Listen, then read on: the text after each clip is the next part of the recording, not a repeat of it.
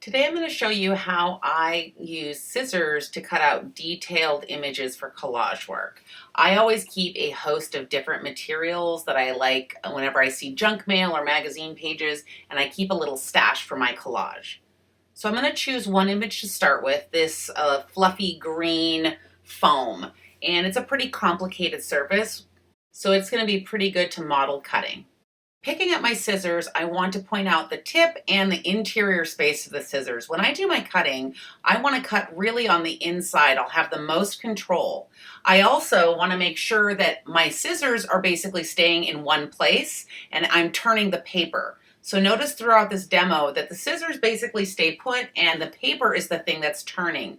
I take lots of little tiny bites with the interior of the scissors and I'm able to turn the paper and take little tiny bites with the interior of my scissors.